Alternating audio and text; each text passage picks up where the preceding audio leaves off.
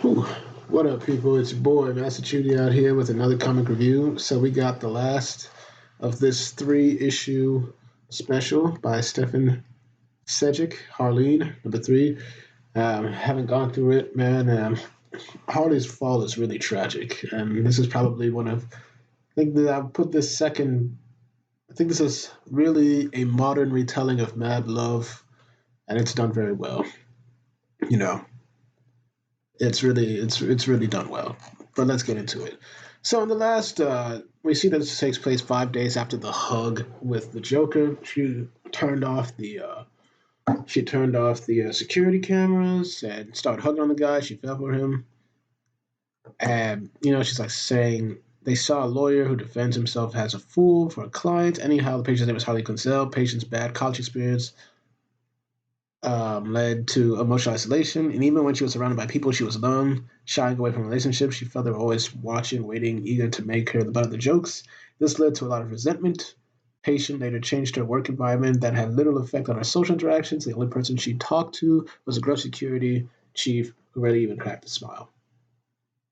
And, this is probably a little bit into the future. It made me sad, kind of sense in the end. I gravitate to the one person who actually seemed to need me, which is not true.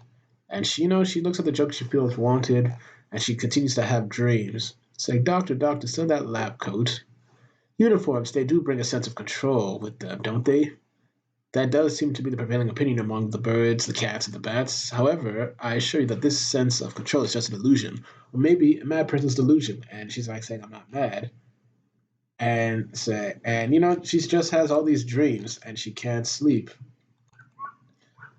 And she doesn't want to call it a nightmare because, the truth just seemed disturbing.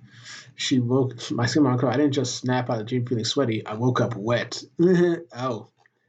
So she's going mad, and Hugo Strange is like, what's wrong with you? Covering the camera while you're alone with the Joker and she's trying to say like, I had to. He felt watched. He was backing out after I had gotten him to open up to me, and Doctor Hugo Strange is like, oh, for crying out loud, Dr. Quinzel, Joker has so far opened up to 6 different psychiatrists, and by opened, I mean opened the sewage drain and spilled his BS. And, Harley is arguing like, I saw this is different. I saw those interviews, but this was different. And Hugo's like, well, what makes you so special that he would open up to you when far more seasoned psychiatrists have failed over and over again? And he's like, well, said I. And, Hugo tries to, come up again and say that, look, Dr. Kudzil, you are a promising psychiatrist. I understand your eagerness, but I must insist that you exercise extreme caution with these people. And Dr. G's response said, Dr. Strange, she's completely restrained. Please, let me continue this. Camera stay off. And he's like, against his better judgment, I guess they're saying. Fine, tell Jennifer to have you sign a waiver. I'm not having you sue Arkham Asylum just because you like living dangerously. And Harley's like, I don't like living dangerously. And I honestly meant that. It's just, well, every time I released him from the straitjacket to fully gain his trust, we ended up like this somehow. And this guy's macking on her so bad, just macking. It's like, what have you done to me? If anyone else freed me like this, I'd have punished their stupidity with a second thought. But you, nobody's done that for me in a long time. And the guy's like saying, "Oh yeah, you make my heart race. I love to see you smile." Oh, and you know, she starts to hear that the security's coming, so she's like getting a straitjacket, and he's like saying, "Get in the jacket." It's like, "Don't buckle them all." It's like, "I know." Hey, Doc, just wanted to see if you need anything. It's like, "No, Mr. Bronson, we're fine. Just know if this animal tries anything stupid," and she says, "We're fine." She's getting a little bit testy. Also, Mr. Brown, I advise you to refrain calling my patients beasts or monsters or anything of the kind. And, being concerned, he's like, "Fine, Doc."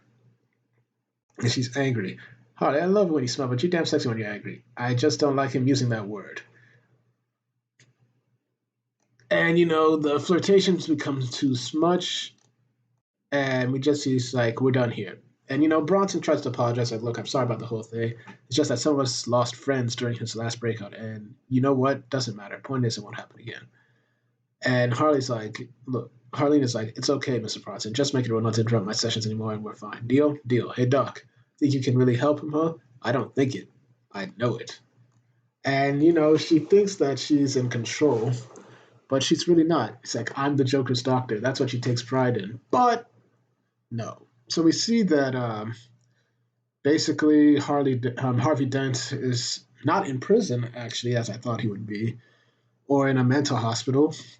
He's actually at home. So he spoke to my doctor. I see that doctor-patient confidentiality means little to Gotham General. And it's like, stop it, Harvey. They contacted me because you refused to call them back.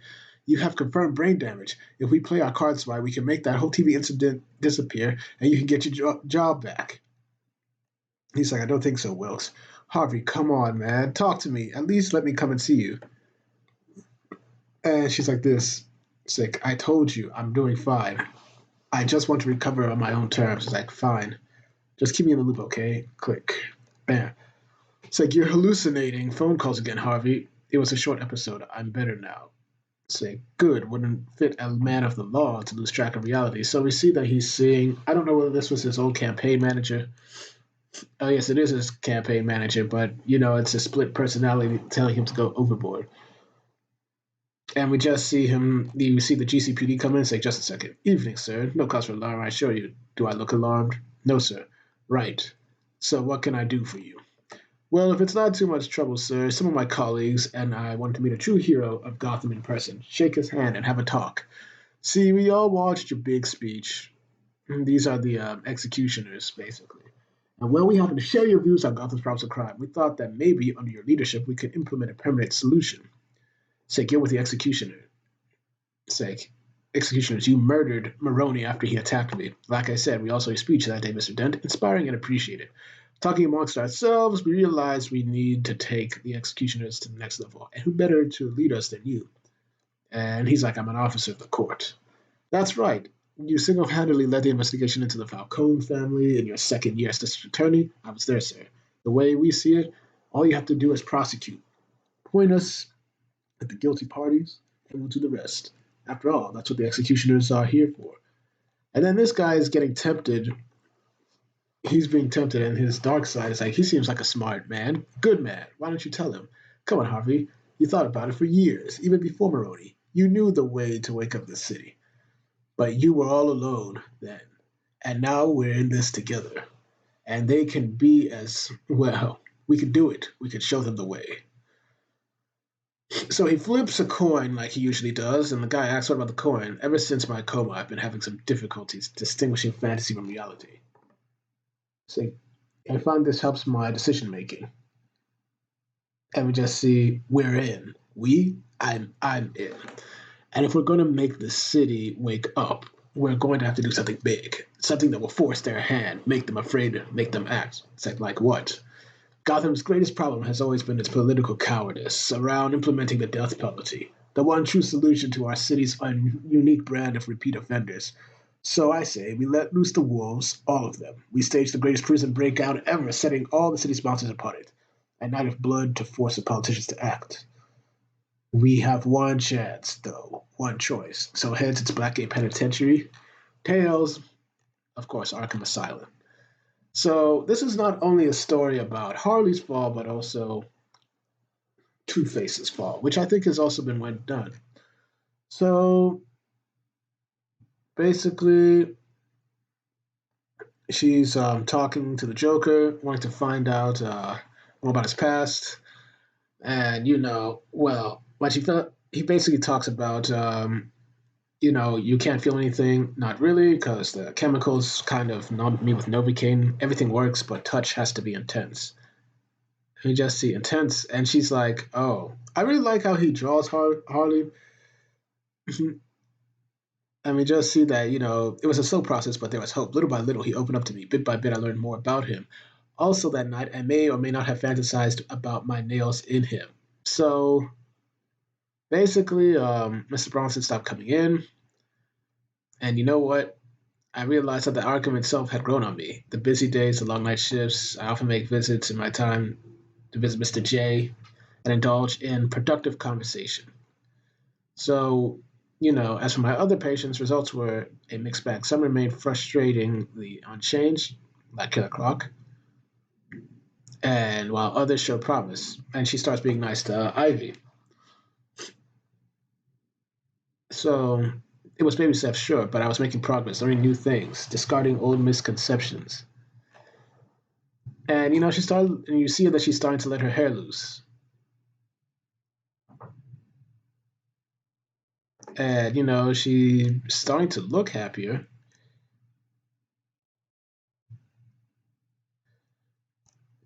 And that's when, of course, we see that Batman is here to interrogate. And so, wait, Priya, who are you talking about? The Batman. He's here with Jay? Yeah. Who authorized this? Nobody. He's Batman. Oh, for sake, get away from my patient. And Batman is like, so what in heaven's name makes you think you can come here unannounced and interrogating my patients was okay? And Batman's like, Dr. Winsell, I'm here on an urgent matter. One of the Joker's known associates was found. And she's like, I don't care. It's like, I don't care. I'm not Commissioner Gordon. And you are not welcome to do as you please with my patients. I didn't work 5 months with the Joker for you to ruin it now. And then Batman's like, very well. I'll leave him in your hands. However, be careful with him, Dr. Winsell. You stare long into the abyss. You stare into the abyss long enough, you may find a broken man trying to climb out. And the Joker is looking at Batman saying that you can't stop me. It's like a difficult task when you keep breaking his bones, Batman. And so right there I realized just how much this felt like my dream with the Bat Beast. A shiver ran through my spine. And the guy talks about, hey, I'm here for some therapy. She puts on makeup, and she's like, "Oh my God, Harley, what are you doing?" And we see and she's remembering, "Oh my gosh, this is so mean. First the college thing, now him. I should know better. Hell, he held me at gunpoint, and here I am risking it all, my life, my career, getting dolled up because I want to show him that he's needed, because I want to save him. I can help him. Isn't that my job? At the end of the day, I'm the only one who can help him. I will help him." So she thinks that she's the only one who can help this man, which is terrible. Yes, that's why the whole Batman thing made me snap. It was what he said that night months ago.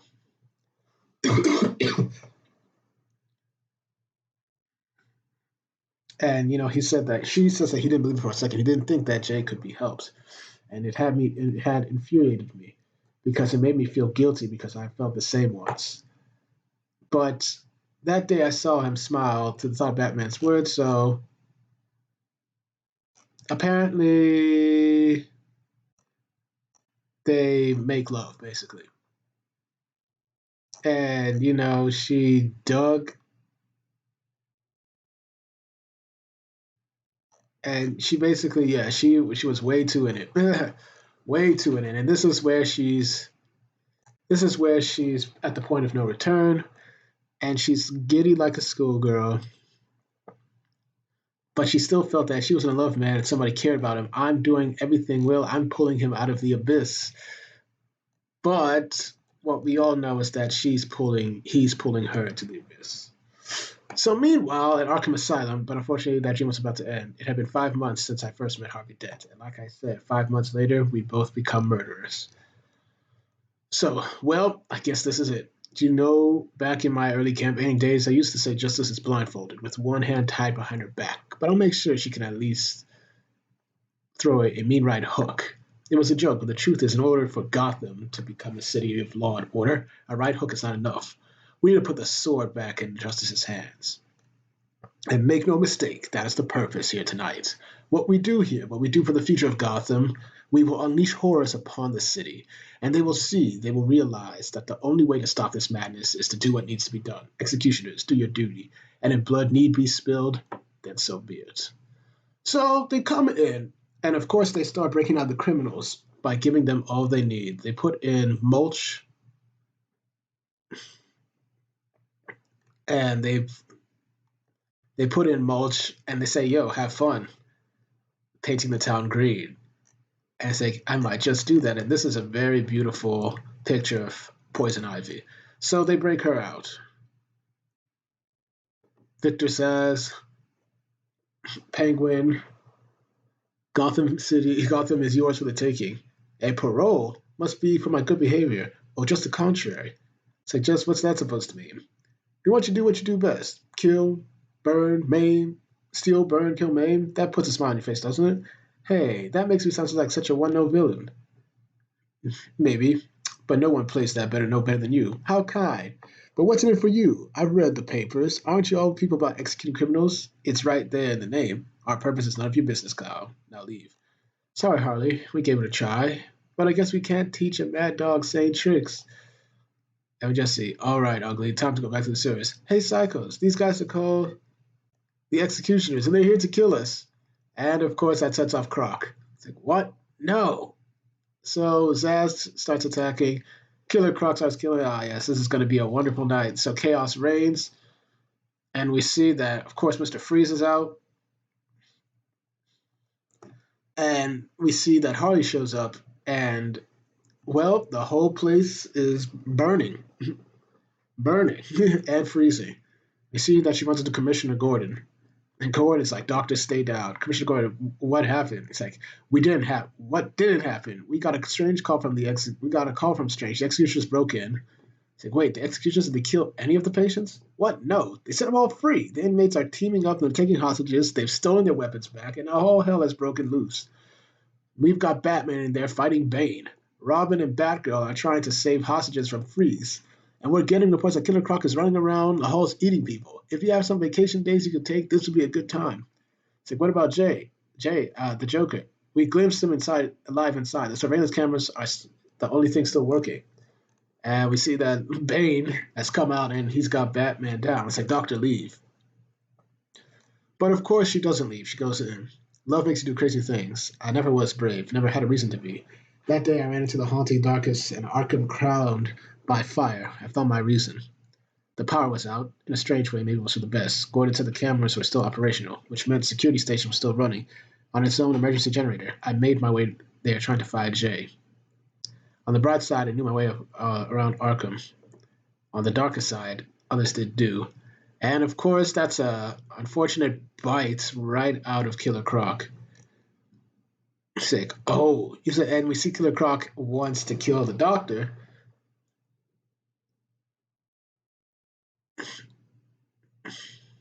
And she's like saying, "Whoa, Wayland, stop. Your condition doesn't have to define you." It's like, I'm past fighting this condition, doctor.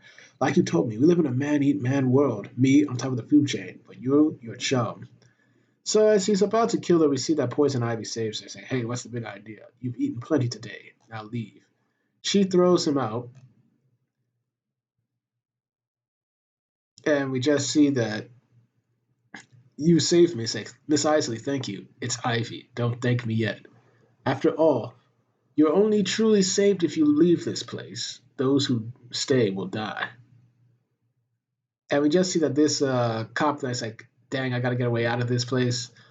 And we just see the Joker talk to his Patsy. Hey, George, how's luck treating you today? Get back or I'll relax, George. It's me, your old pal Jay. I wouldn't hurt you. You brought me that file, remember? Yeah, I helped you. So you'll help me? Sure.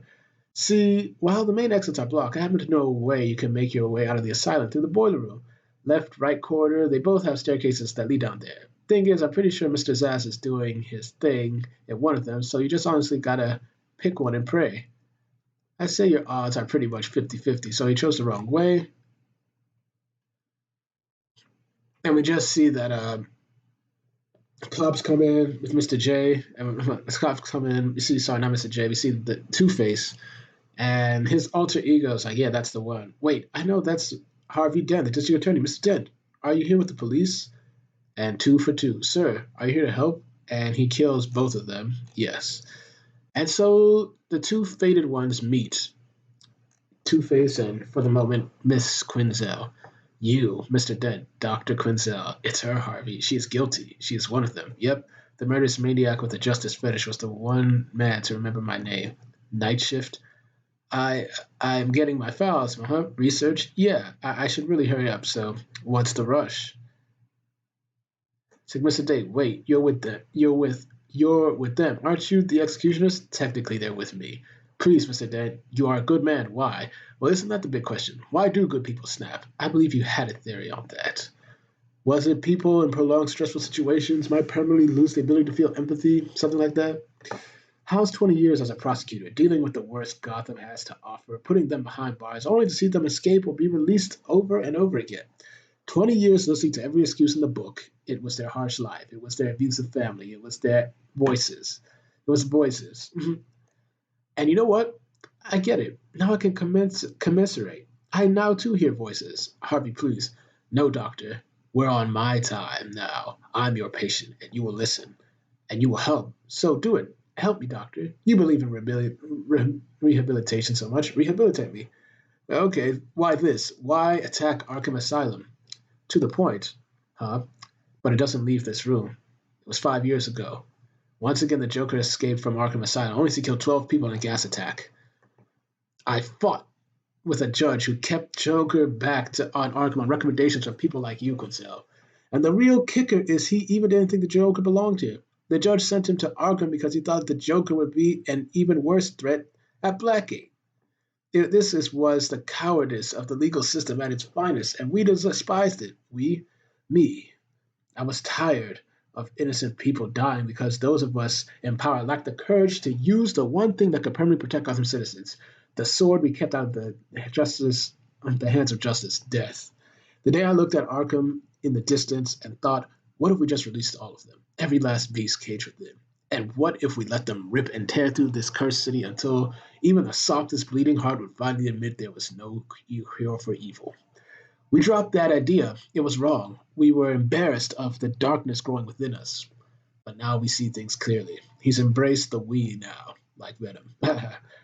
In the mirror, we see darkness in us, and we see darkness in you. And that's a problem. How can we prosecute evil if it lives within us? But we remembered you, what you said. Get yourself a regular coin. It may make you see the world differently. Well, we kept the old double-headed coin for sentimental reasons, but we made a small change.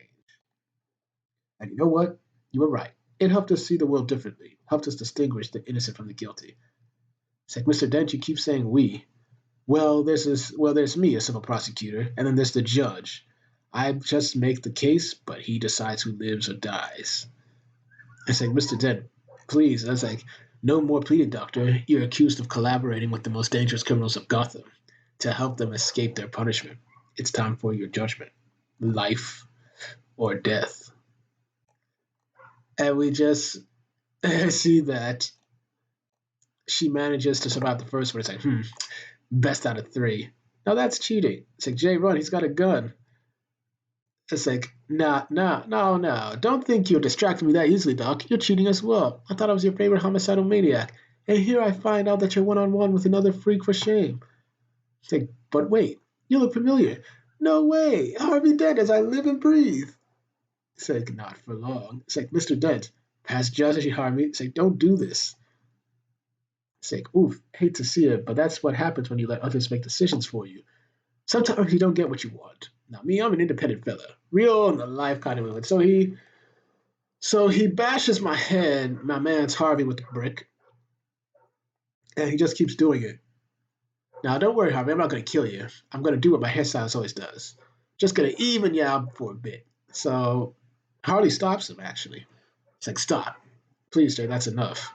And he's like, how can I say no to this face? Come, let's go. You can surrender to the police outside. I'll testify that you saved me. Surrender? Yes. I mean, with my help, we might be able to reduce your sentence, and then what? I mean, we could. And no, Joker's like, Harley, don't kill yourself. Don't kill yourself. The executioners are cops. What makes you think those outside are any different, Jay? You're Supriya Tim, Mr. Bronson. Oh, thank God you're alive. It's like you. It's okay. Funny, but you wouldn't believe me if I told you I didn't kill your friends and you just shot him. Bam. Which, of course, get away from him, Doc. No, please, Mr. Bronson, listen, that wasn't him. It's like, what? How do you know? Because it was Harvey Dent. It's like, Dent? D.A. Dent? It's like, yes, look, he's right there, look. I don't know who this is. His face is mangled. Okay, half of it was me. Doc, what kind of game are you playing? You're in on this, aren't you? You were helping him escape. Well, not this time. I've lost too many friends because of this monster. No more. It's like, yes, that's it. Give me a reason. And, you know, this is where it all ends. She, this is where it all ends. She's fallen. She shoots Bronson in the head, She said she wanted to scare him. I'm afraid he'll execute Mr. J right there now. My hands are shaking. I never had a gun before. I know nothing about the safety or trigger discipline. I hold it too tightly to stop myself from saying it. And then, she kicked in. I thought Mr. Bronson's good advice that I ignored. The wrong turns I should have taken. I shouldn't have taken. I thought of bad thoughts, the warning signs, and more than anything, the last exit I refused to walk through. Ivy told her like Ivy warned her. None of that mattered anymore. And she killed the man. But Harvey Dent still lives, and it's really tragic. It's like in that inescapable moment finality, I was a murderer. I killed a man, a good man. All he ever did, all he ever was, all he ever would be, gone. And the same was true for Harleen Quinzel. And after that, she starts to she starts to break down, and the Joker's like, "What's funny? It's all of it. It's just funny. I mean, you were right. I wanted to help, but I'm just a monster like everyone in the city. Doesn't matter how good your intentions are. I mean, just ask Harvey here. He wants to save Gotham. So did I, Harley. In the end, we look at us, both murderers, and the funny thing is, I just noticed it. It's been staring us all in the face. All of our good intentions were a big joke. And of course, they all start laughing. It's like my life is over. And no, Harley, it's just getting started. I surrendered myself into his arms. Pleasant mist enveloped my mind as we sank into his kiss. Why not? I thought. If he could be the Joker, I could be his Harley Quinn. Who knows? Maybe someday my love could cure him. I chuckled to myself. Unfortunately, it never happened. So 3 weeks later, we see that Batman is going through the security footage. And how goes the Arkham investigation, sir? I found this file hidden under the Joker's cell. And as I predicted in the last issue, that dude had taken Harley Quinn's research so that Joker could play her. As we all know, she had some initial interest in the Joker as a candidate for testing her theories, but after a certain point, he became the main focus of her study. Listen to this. In a war zone, empathy is a liability. Acknowledging the humanity of your enemy will cause you to hesitate. It is a courtesy your opponent may not grant you in return. I said, that's quite chilling. It's from an interview she conducted with a former military officer, a murderer. Now, watch this from one of her Joker sessions. We see that he managed to take basically everything. It's like he changed some of the phrasing, but yes, it's almost taken word from her own research. But why? He saw her as a ticket out of Arkham. All he had to do was make himself the perfect patient, the perfect validation of her work. The Joker is a master manipulator. When the executioners made their move on Arkham, he had already primed her to sacrifice himself for him. Harleen fell for his lies. And if I may, Master Bruce, that kiss seemed awfully genuine on both their parts. And Bruce is almost shocked, saying, "What are you saying, Alfred? The Joker's in love?" Well, love is a bit of a too strong of a word, but they do seem crazy about one another. Then again, in Gotham City, crazy certainly seems to be contagious. And she wanted to cure that. And I funded her research. I put right in the Joker's path. Yes, that may have been in the beginning of her journey, Bruce, but Dr. Crenzel took the wrong turns on her own. And Batman Bruce is still shaken up. He's like, no, I can't believe that. You never met Harleen, Alfred. She wanted nothing more than to help. He took her work and kindness and used it against her. Perhaps, given your history, it would make sense you would see it like that, but we can't know for sure. However, if Dr. Quincel's fate weighs so heavily on your heart, then take my advice. If she is lost, then be a beacon, a light in the storm to show her way back. Wow, that's pretty nice. That's pretty great. I'd like to see if there's some way that Stefan Sejic would redeem her in this universe of DC. And we see that this is Harleen. It's like 4 years later. The moon is full again. It's how I know this is all a dream. The moon is always full. Someone once told me that was a Gotham thing. And it's like hard to remember who that was. Nowadays, a lot of things are fuzzy. A few tumbles to remember. That laughing gas probably didn't help. No, it's all fuzzy because dreams are like that. I dream, in the dream I smile. After all this is where I belong, in his world, with him, because I love him, because I can still help him. Because even in the dream I have hope, I can still save him. It was a good dream. It's just that there's a small lucid part of me that wants to wake up. The dream has lasted quite a while, a long time in the dark. I mean, even the darkest night must end, right? And we see that the real self is just trying to break out of the mirror to wake herself up. And that's the end of Harleen Quinzel. Whew. That was another heavy issue. This week has been I'd say very solid for DC. We've had some great issues. But yeah, this was fantastic. This was great. And Stephen Cedric has done a wonderful job. I'd give this a 10/10. This is a great rating. This is a great read. Get this for the trades, man, because this is definitely Harley done right. Harley is not Poison Ivy's thing. She's not Deadpool. She's not a fourth wall breaking hijink person.